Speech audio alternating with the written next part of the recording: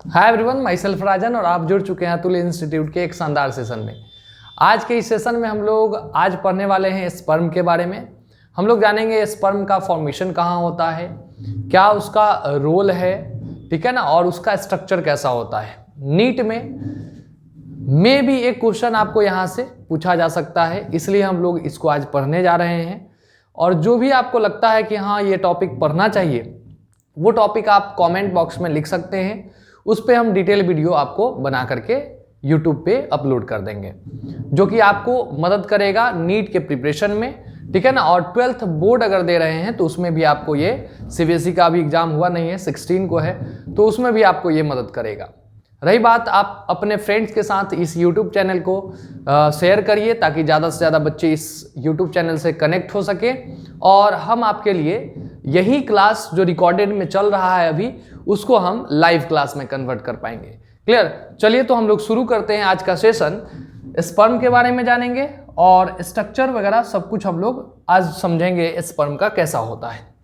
तो चलिए देखते हैं। सबसे पहले तो हम लोग अगर बात करें तो सर स्पर्म के बारे में, स्पर्म का फॉर्मेशन कहाँ होता है, ठीक है ना, इसका साइट क्या है फॉर्मेशन का, स्पर्म को और किस नाम से जानते हैं। तो देखिए स्पर्म को हम लोग जानते हैं स्पर्मेटोजोआ नाम से। किस नाम से? स्पर्मेटोजोआ, ठीक है। इस इमैच्योर स्पर्म को हम लोग स्पर्मेटोजोआ भी बोलते हैं। अब आता है सवाल कि सर ये जो स्पर्म है इसका साइट कहाँ है, कहाँ बनता है ये स्पर्म। तो साइट की अगर बात करा जाए तो सर ये बनता है टेस्टिस के अंदर। कहाँ बनता है सर? टेस्टिस में। ह्यूमन के अंदर अगर देखा जाए तो टेस्टिस एक पेयर होते हैं। कितने पेयर होते हैं सर? 1 पेयर। और यही टेस्टिस है जहां पे अगर कहा जाए तो स्पर्म का फॉर्मेशन होता है। इस टेस्टिस में भी अगर आपसे एग्जैक्ट पूछा जाए कि कहां बनता है तो हम लोग कहते हैं seminiferous tubule. Seminiferous tubule. Clear? तो यहां पे हम लोग समझे कि सर टेस्टिस का फॉर्मेशन कहां होता है। अब आता है सवाल कि सर इसके फॉर्मेशन को, स्पर्म के फॉर्मेशन या कहा जाएगा सिंथेसिस को क्या कहेंगे? सिंथेसिस को हम क्या कहेंगे? प्रोसेस को क्या कहते हैं? तो सर ये स्पर्म के बनने का जो प्रोसेस होता है उसको हम लोग नाम देते हैं स्पर्मेटोजेनेसिस। क्या नाम देते हैं सर? स्पर्मेटोजेनेसिस। क्लियर?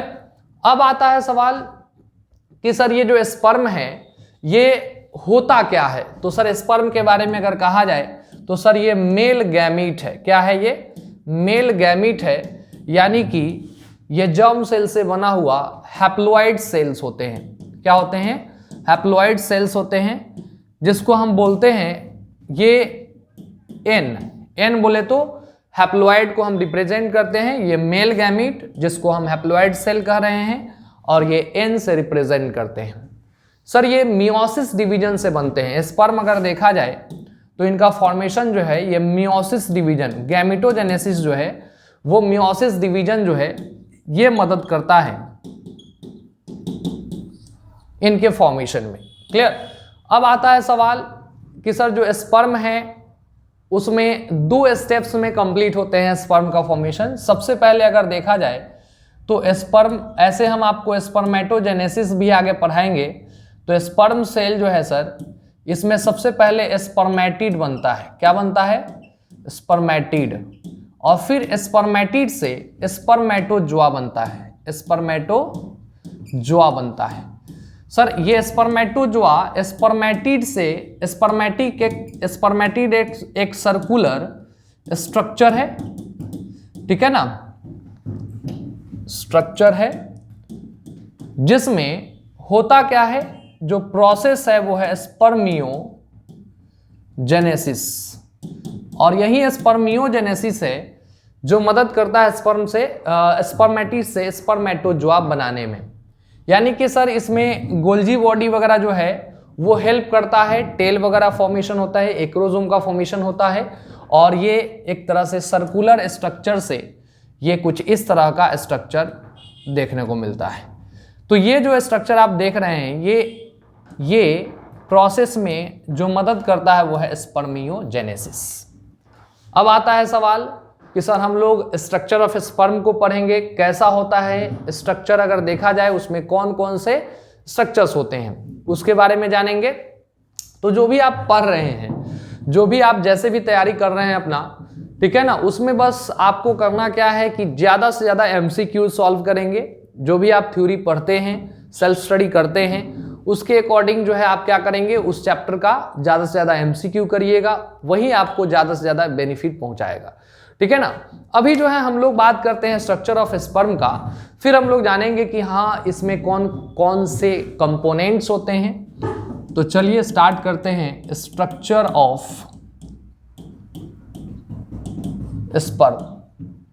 अब आता है सर स्ट्रक्चर ऑफ स्पर्म की अगर बात कर ले तो स्पर्म में कौन कौन से कंपोनेंट्स होते हैं, सबसे पहले हम उसके बारे में जानेंगे, फिर उसके बाद हम लोग स्ट्रक्चर को भी समझेंगे।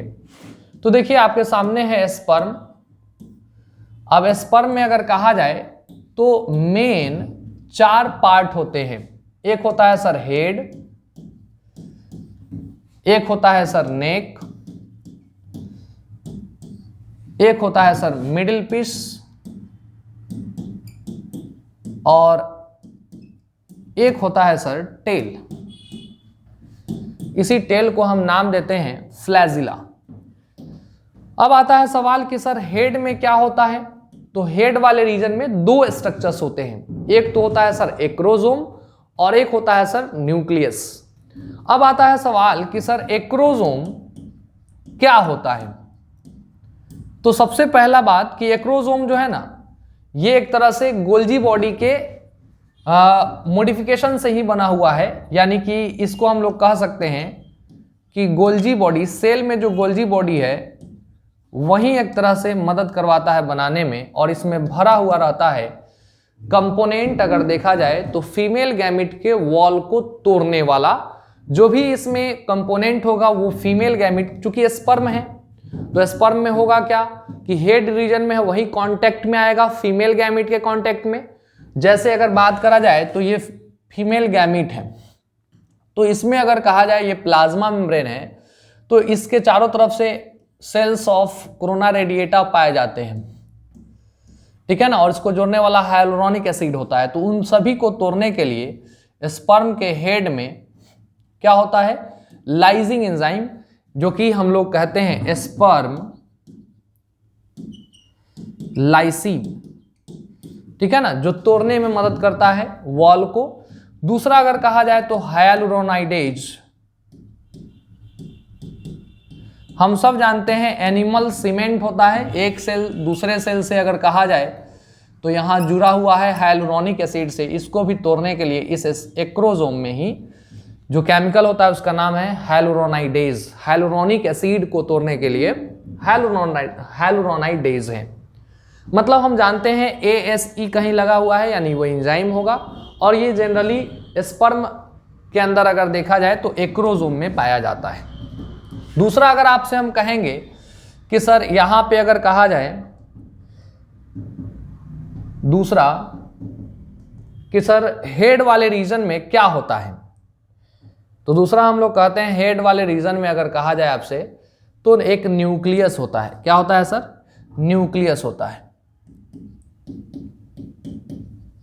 न्यूक्लियस के बारे में अगर कहें हम आपसे तो न्यूक्लियस जो होता है ना सर, इसमें पाया जाता है क्रोमोसोम। क्या पाया जाता है सर, क्रोमोसोम पाया जाता है, हैप्लॉइड सेट ऑफ क्रोमोसोम, यानी कि जेनेटिक मटेरियल। क्या पाया जाता है, जेनेटिक मटेरियल पाया जाता है, जिसको हम लोग कहते हैं हैप्लॉइड क्रोमोसोम होंगे इसमें, याद रखिएगा। यही हेड वाले रीजन में न्यूक्लियस जो है वही कैरेक्टर को एक जनरेशन से दूसरी जनरेशन में लेकर के जाता है, ठीक है ना। अब आता है नेक वाले रीजन में क्या है सर, तो नेक वाले रीजन में हम लोग कहते हैं सेंट्रियोल पाया जाता है। सेंट्रियोल के बारे में हम सब जानते हैं कि इसका बहुत ही इंपॉर्टेंट रोल होता है सेल डिवीजन में, ठीक है ना। और यहां पे हम लोग कहेंगे 2 तरह का सेंट्रियोल होता है, एक होता है प्रॉक्सिमल जो कि सेल डिवीजन में मदद करता है ड्यूरिंग क्लीवेज, हम जानते हैं अर्ली माइटोसिस को हम लोग क्लीवेज बोलते हैं। जैसे जब फर्टिलाइजेशन हो जाएगा तो एक सेल से क्या होगा, 2 सेल में कन्वर्ट होगा, एक सेल से 2 सेल में, तो इसको नाम देते हैं क्लीवेज। इसमें जो मदद किया ये सेंट्रियोल का प्रॉक्सिमल सेंट्रियोल मदद करता है। एक और सेंट्रियोल होता है जिसको हम बोलते हैं डिस्टल सेंट्रियोल। और ये डिस्टल सेंट्रियोल जो है सर, ये अरेंजमेंट में मदद करता है। किस चीज में? Arrangement of microtubule. ये जो टेल में है ना सर, टेल में होता है, टेल को हम लोग कहते हैं फ्लैजिला। और सर इस फ्लैजिला की अगर बात करा जाए तो इस फ्लैजिला में हम लोग कहेंगे 9+2 अरेंजमेंट होता है माइक्रोट्यूब्यूल का। किसका?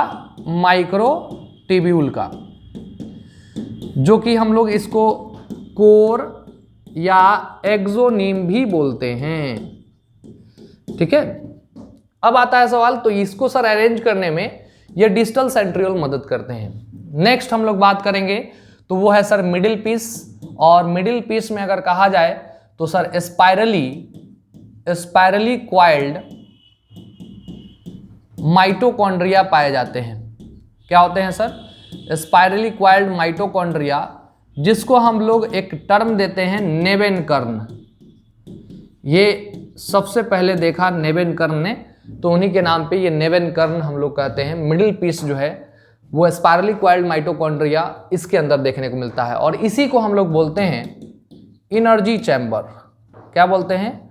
Energy chamber of sperm. चूंकि हम जानते हैं स्पर्म एक मोटाइल स्ट्रक्चर है, तो उसको कहीं ना कहीं से एनर्जी चाहिए, और वो एनर्जी कहीं ना कहीं स्पर्म को कहाँ से मिल जाता है? तो सर ये मिडिल पीस में जो एनर्जी चैम्बर माइटोकॉन्ड्रिया है वही काम करते हैं इसमें।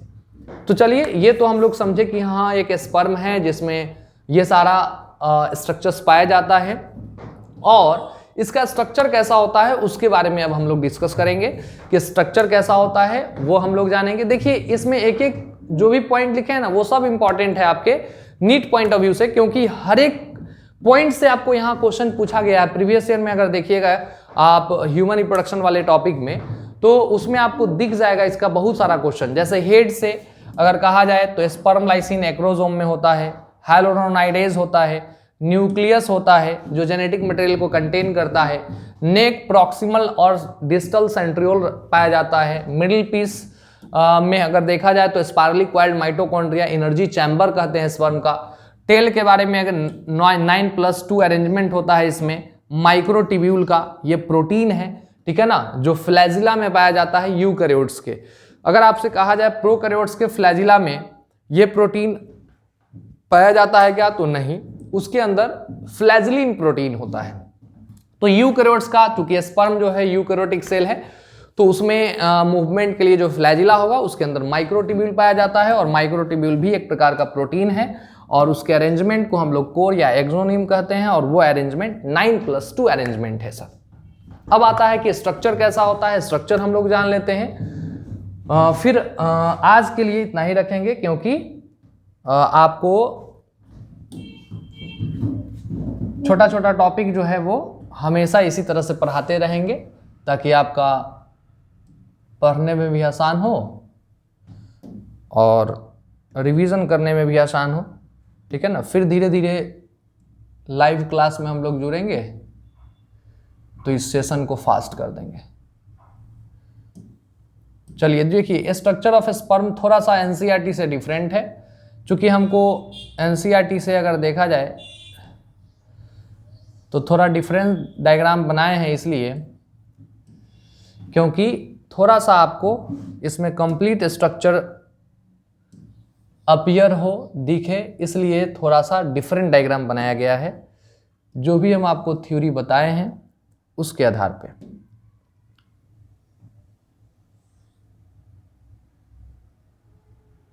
ठीक है, चलिए, तो ये रहा, हम लोग कहेंगे इसको पहले 4 अलग अलग हिस्सों में बांटते हैं। कौन कौन सा हिस्सा क्या कहलाएगा?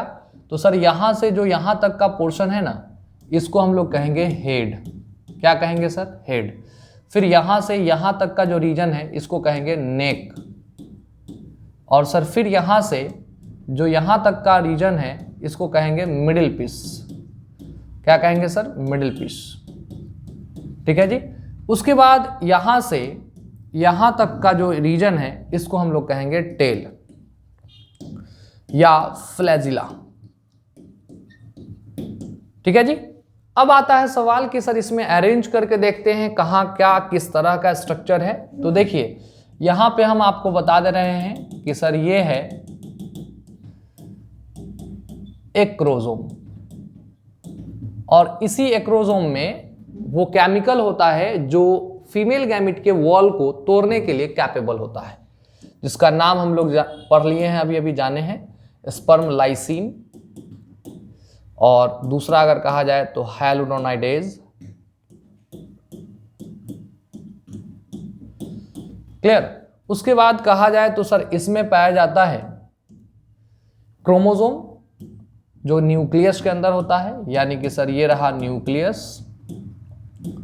और इसको हम लोग बोलते हैं क्या? Genetic material. देखिए आप लोग ना इसका लास्ट में स्क्रीनशॉट ले सकते हैं रिवीजन के लिए। एक्रोसोम एक तरह से गोल्जी बॉडी से बना हुआ है, तो हम लिख भी देते हैं, ये क्वेश्चन पूछा हुआ भी है आपसे। ये आपको दिख रहा है, ये है सर प्रॉक्सिमल सेंट्रियोल जो क्लीवेज में मदद करता है, ये है सर डिस्टल सेंट्रियोल। फिर उसके बाद हम लोग कहेंगे सर इसमें आपको कुछ इस तरह का अरेंजमेंट दिख रहा है, और इसके अंदर हम आपको बता देते हैं कुछ इस तरह का माइटोकॉन्ड्रिया पाया जाता है।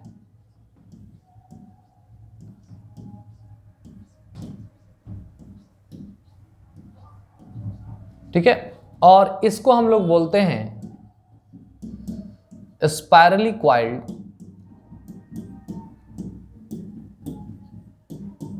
माइटोकॉन्ड्रिया, और पूरे स्पर्म का ये कहलाता है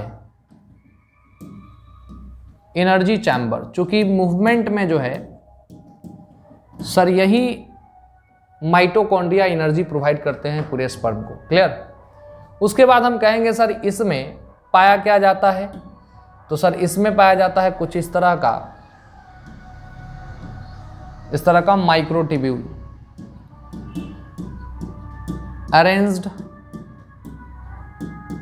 माइक्रोट्यूब्यूल। आप पढ़े होंगे क्लास 11th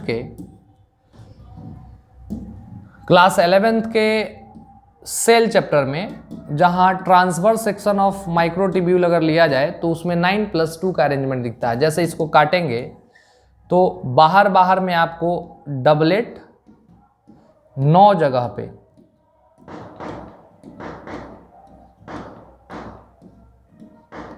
और सेंटर पे 2 ठो दिखता है, तो 9 इसके लिए और 2 जो है इसके लिए, तो 9+2 अरेंजमेंट, डबलेट के लिए 9 और सिंगलेट सेंटर पे 2, तो 9+2 अरेंजमेंट फ्लैजिला के अंदर देखने को मिलता है। तो स्ट्रक्चर ऑफ स्पर्म खत्म हुआ। आपको फिर से हम एक बार बता देते हैं कि इसमें हम लोग क्या क्या पढ़े हैं। सबसे पहले तो अगर कहा जाए स्पर्म के बारे में जाने, ये स्पर्म जो है इसी का दूसरा नाम स्पर्मेटोजोआ है, ये टेस्टिस के अंदर बनता है। फॉर्मेशन को हम लोग स्पर्मेटोजेनेसिस कहते हैं। ये मेल गैमिट कहलाता है जो कि हैप्लॉइड सेल होता है, मियोसिस डिवीजन से बनता है, जर्म सेल में मियोसिस डिवीजन होता है उससे बनता है। ठीक है ना। अगर देखा जाए तो स्पर्म पाया कहाँ जाता है, तो सीमेन में पाया जाता है। ठीक है ना। इसका फॉर्मेशन जो है ह्यूमन के केस में अगर कहें तो सर 12-13 साल के बाद होता है। ठीक है ना। स्पर्मेटोजेनेसिस स्टार्ट होगा, ये हम आपको बताएंगे, स्पर्मेटोजेनेसिस टॉपिक आएगा उसमें। ठीक है ना। कोशिश करेंगे कि इसके बाद वही टॉपिक लाएं। ठीक है ना। ऐसे आपको जो भी लगता है कि हाँ ये स्पेसिफिक टॉपिक हमको पढ़ना है, तो वो टॉपिक आप कमेंट में लिख सकते हैं, उस पर हम वीडियो अपलोड करेंगे, कोशिश करेंगे जल्दी से जल्दी अपलोड कर दें। ठीक है ना।